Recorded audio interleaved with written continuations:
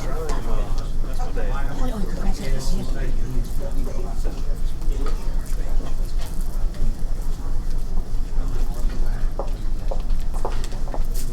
morning, Chairman, Chancellor Baker, and members of the board. Thank you for the opportunity to discuss the action item that's before you. We've been planning this for some time. If you all remember when we started talking about a bond issue and new buildings and new facilities at Gadsden State, we started talking about a naming campaign and trying to involve the community in what we're doing at the college by leaving a legacy at the college. That idea kind of matured over time as I started talking with consultants about a capital campaign or a major gift campaign. And so last year, we commissioned a consultant to come in, Penn Armistead from the Armistead Group, to do a feasibility study. The results of that study is in your packet, and I know it's quite lengthy, but I wanted you to see the depth of the work that had been done to determine the standing of our college in the community, the perceptions of the quality of our programs, the perception of the quality of our faculty and staff, and then how did they really feel about the college as a community asset. And so if you just read back to the back and on his conclusions, you can see that he gave a favorable nod to moving forward with a major gift campaign. That gift campaign would include a naming component. And because of our board policy, I wanted to bring this forward to you. Penn is actually on site next week, and we start our kickoff for our first phase of prospect research and cultivation. And I wanted you to have an idea to have, be able to look at this and to determine if you felt like that we were in sync with what you all would prefer. This is not new to the community college system, and we've had colleges that have done that, and it's very prevalent in the university system. We want to allow donors to give a gift that would be commensurate with naming a room, potentially a building, a lab, or whatever. I did want you to see the preliminary case for support, and Kevin McFry, our Dean of Finance and Administrative Services, will give you each a copy of this preliminary case. When the consultants went out and met with the individuals that were interviewed in our community that were influencers as well as affluent individuals, he took a questionnaire, but he also gave them this case for support. You all know that we would have a much more detailed case for support in the campaign. We will start working on that this month. But this gives you an idea of the initiatives, or the buckets, if you will, where donations would be placed. There were 4 initiatives in the preliminary case for support. As a result of the survey and work done by Penn and his colleague, we will be moving forward with 3 initiatives. And if you turn just inside, we'll be moving forward with the Promoting Student Access initiative, enhancing the regional workforce, which was rated number 1 by every one of the every one of the interviewees almost, and then advancing student success and achievement. So those 3 initiatives will actually form buckets for people to be able to contribute to the college and potentially have a named gift opportunity. So we're excited about this possibility that we believe will turn into a great reality for Gadsden State and will build a strong foundation for the future of the college. I'd be glad to answer any questions that you all might have. As you can see, this is preliminary work created by me because I have not had the committee formed yet.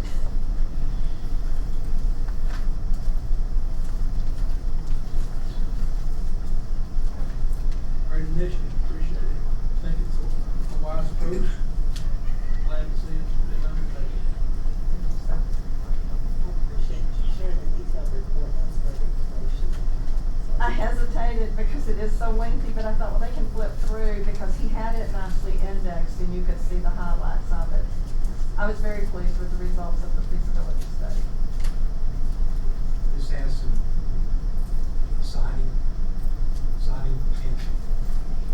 I think it will really help us as we try to further develop our Cardinal Foundation and look at not only a major gift campaign, but annual giving and activities that engage them within our internal community as well as our external communities. I just think it's another example of developing our college system in colleges.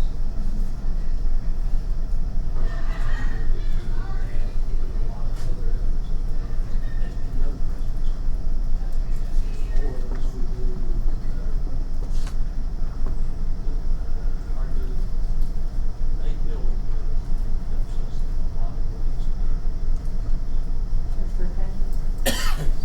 very much for your consideration.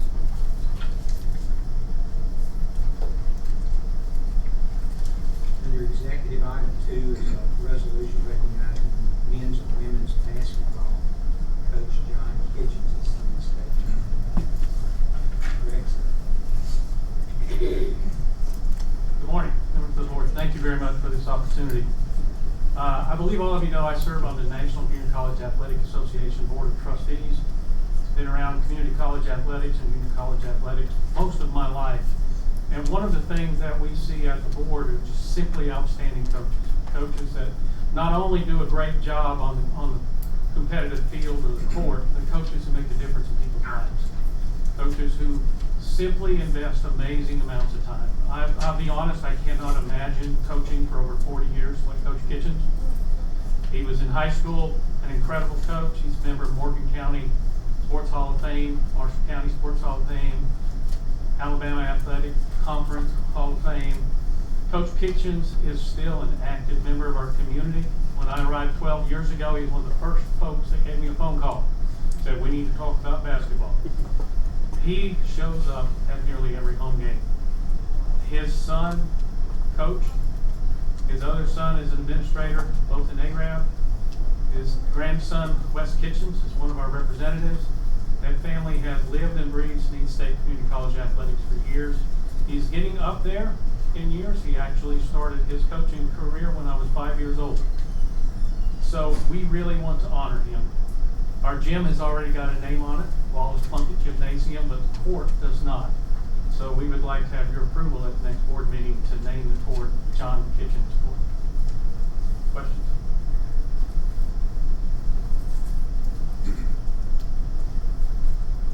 Thank you, sir.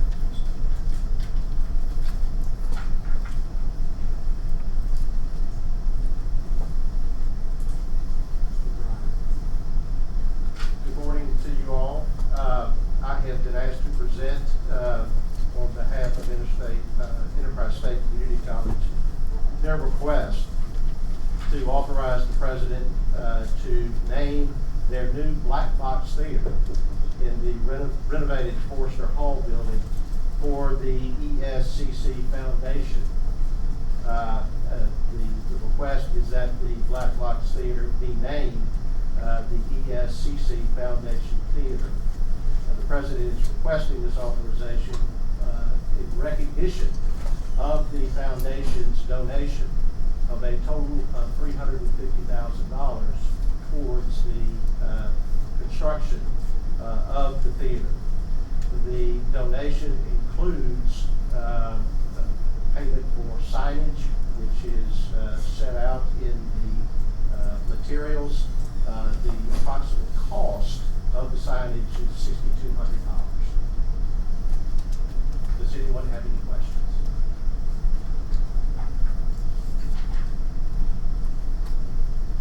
Again, appreciate the engagement of the foundation and the local college.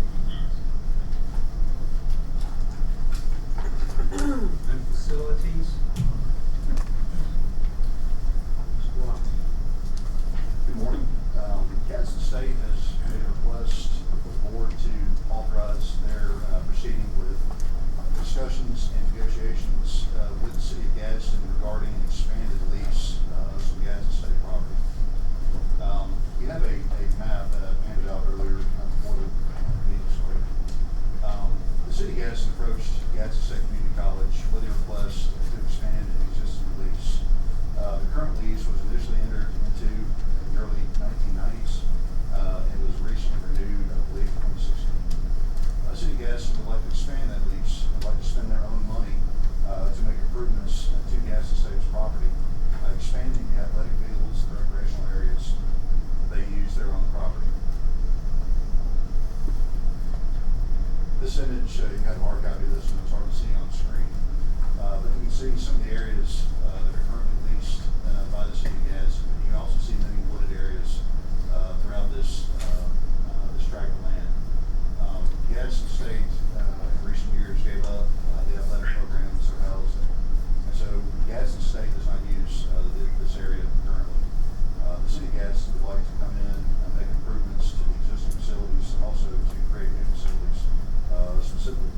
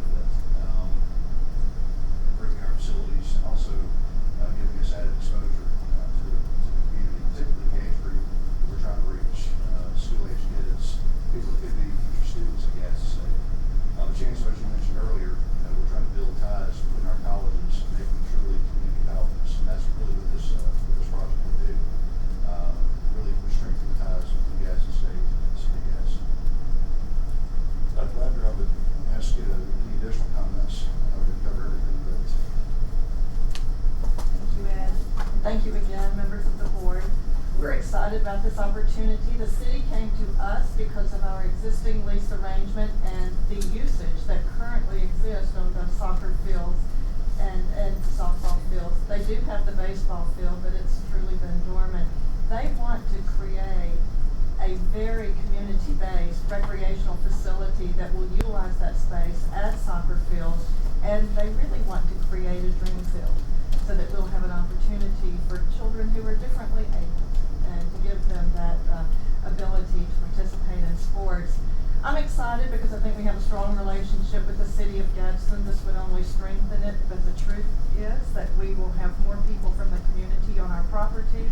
We will have more opportunity, yes, to recruit those children and their families very early. I do anticipate that we will have some projects. Mr. Davis, you asked a great question, and I've not tried to flesh all of that out. But 2 years ago, I talked with the city of Gadsden about a potential MPO project so that we could do something about that intersection. It's almost a hairpin curve right into the campus, and you drive on the main thoroughfare right where students are walking in and out of the parking lot.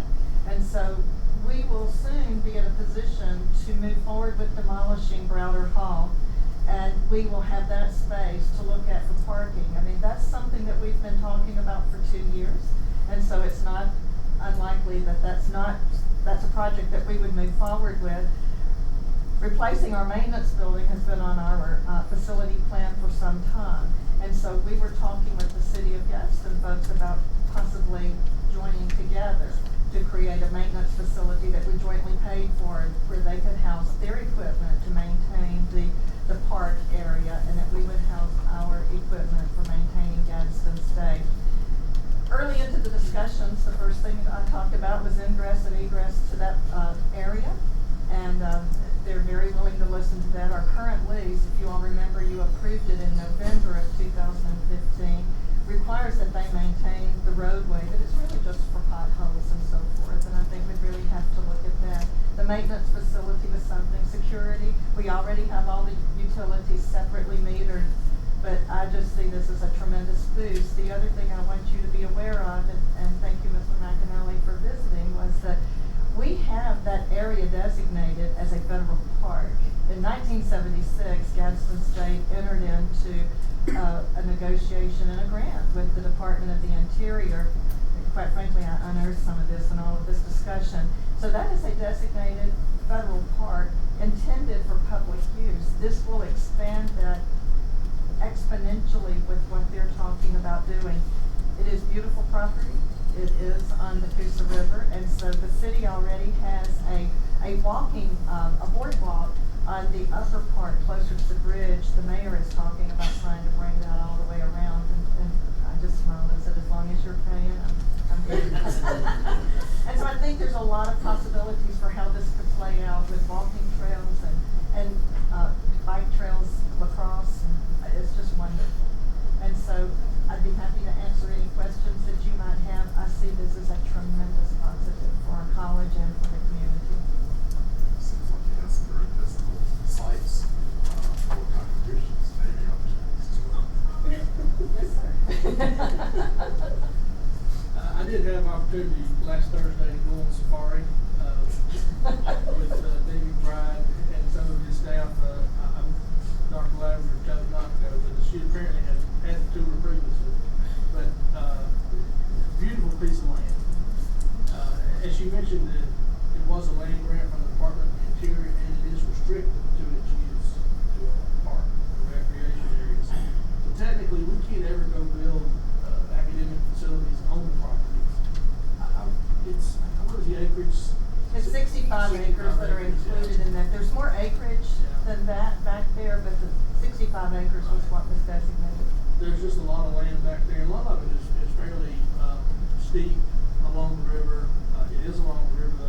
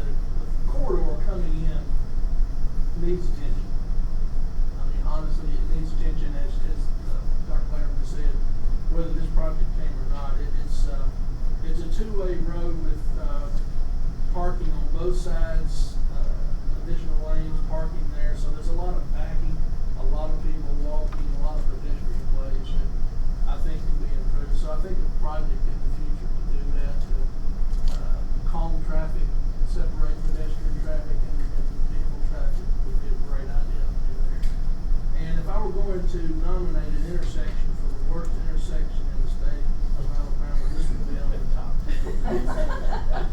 And that's the need to redo this intersection. It has sight distance problems from every direction. It has, it's just bad. So the NPO, like the city, can come with money. I think it's a great opportunity, and it's certainly going to be needed as traffic increases in the future with this development. Great visit, great opportunity, great plan.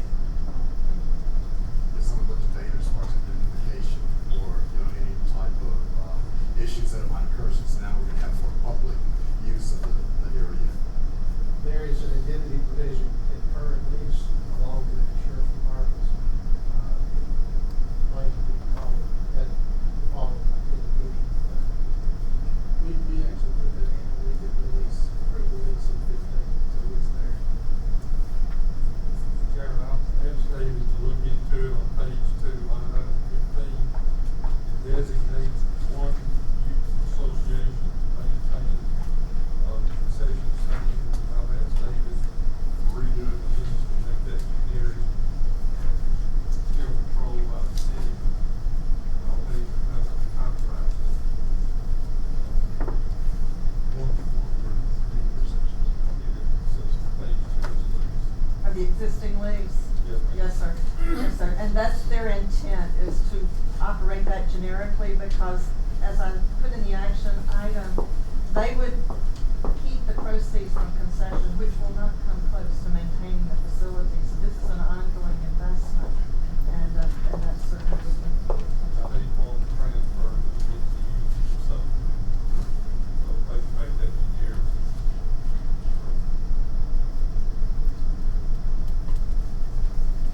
Thank you very much.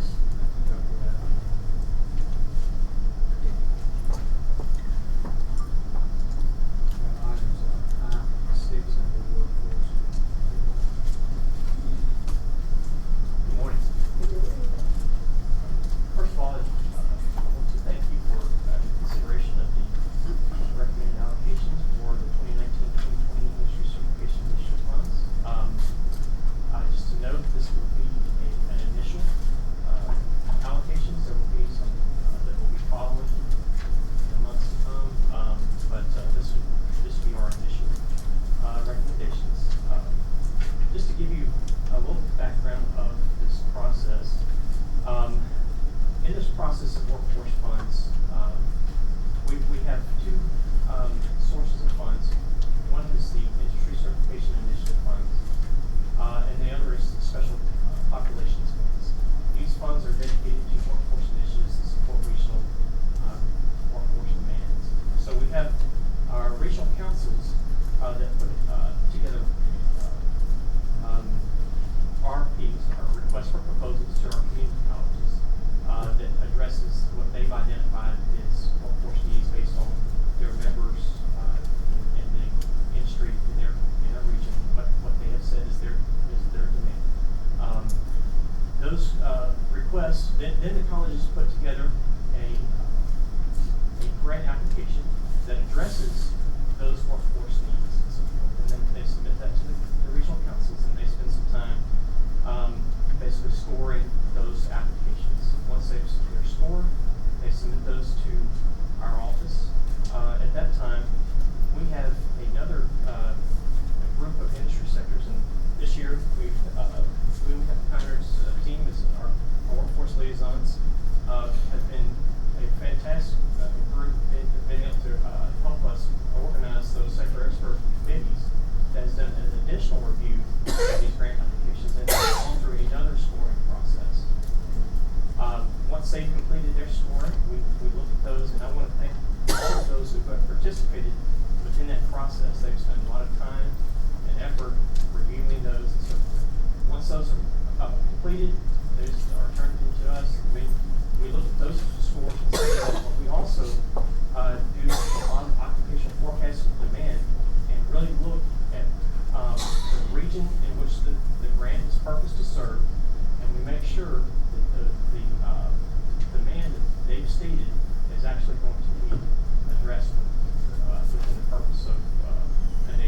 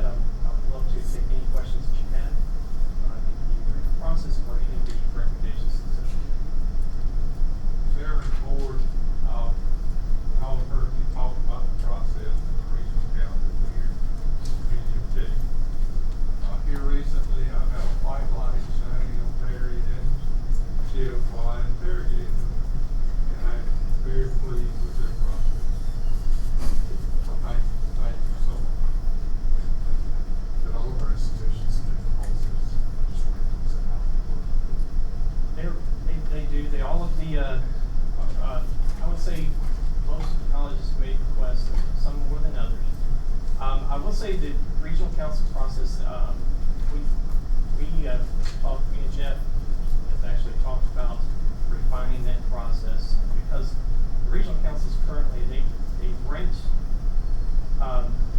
because the need is so great, in our state for workforce, they rank a lot of their, the ranks is really high, you know, so we have a lot of fives, which is the highest score you come across, and they may have several others that are 4.9.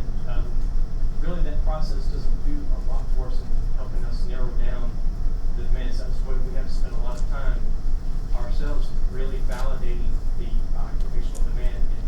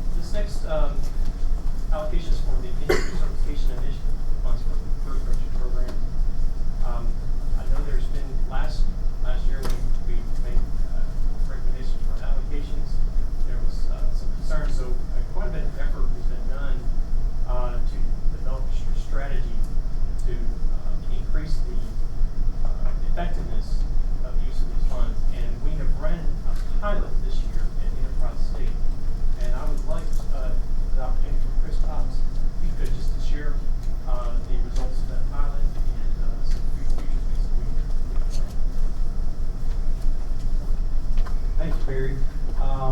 This time last year, some questions, and I remember Mr. Baker stating that we'd be on task of researching and figuring out how career coaches and we can successfully tap into our youth and hopefully get them on a career track that would provide an opportunity for a high skill, high wage job. In doing that, about a year ago, we started researching other states and looking for best practices on career coaches. We found that Virginia has pretty much a sustainable program of career coaches, has done a pretty good job. Actually communicated with them, and they shared some of their information and things they've done, so we didn't reinvent the wheel totally, but we were able to take in consideration the things and the plans that are happening in the state of Alabama and how we could take their model and other models and make best practices for the state of Alabama. In doing that, real quickly, we did, the plan was written where we took one young lady, 23 years old, just fired up and wanting to help children, students, and that young lady went into 7 high schools, visited over 200 students. Seniors, she visited 6 times in the spring of the year. We had lesson plans for her to go over. Her and I used a Google document that collected anecdotal, qualitative, and quantitative data to determine obstacles these students had in finding their careers. And it was amazing the data that we collected, because the principals, when we proposed this to the principals, were asked to find students that had obstacles, and I think all of the students were of poverty. The success of the program, I think, is unbelievable. Even though we did 200 students, of course we didn't have that many seniors, but it's my understanding from Mr. Rogers, Mr. Olivier, that she became a recruiter of all students because she knew these students personally. And I had the opportunity to sit in her office one day, and we were collecting information, and a student texted, and this is what the student said. The student said, "I can't enroll in the fall." And Emily said, "Can I be excused?" And she texted her back and said, "What's wrong?" She said, "Well, myself and my sisters have been taken into a foster home." And Emily said, "You can still do this." That student is enrolled today, and she had somebody in place that she could reach out to and tell her she couldn't. But this young lady, 23-year-old, was able to tell her she could. That same day, she started asking questions and I liked that she was just brand new, and we were learning together, and she said, "I have a student I really don't know what to do with. He's not just a brilliant student. He doesn't like school. I don't imagine him enrolling in any of our programs, and quite frankly, in high school, he didn't qualify." So we got on the phone with Ian, who is the workforce guy, and we said, "Ian, could we make a list of students that fit this description, and would you mind calling these students and just saying, 'Young man, can I help you find a job?'" And we felt like that was very good, and I thought we haven't followed up on the success of that, but we have Purdue Farms down there and other industries that are looking for folks that need jobs, and then we can coach them up on the pathways that these students can find. So the success of the program is we had some students that went to 4-year universities, some students that went into 2-year academic courses, some into short, long certificates, all the way across the board. But we also trying to plug some students into a job. And also, I think by Ian calling those young people, it just says that somebody cares. So I applaud and thank you, Enterprise State, for allowing us to do that. Those things that have been done with those students are being implemented in some of our other colleges. But I think the impact is still, the data that we're collecting is still 3 years away, because the impact that young lady will have when that 9th grader is a senior, the questions those seniors have now will not be questions that they have as 9th graders. And I think she will be able to keep them on path, and we have a good data set. So if Emily was not in that role, whoever took that role would have all of the data collected so that they would know how this student operates and be so long, but I think it was a really good pilot for us. And it's still ongoing.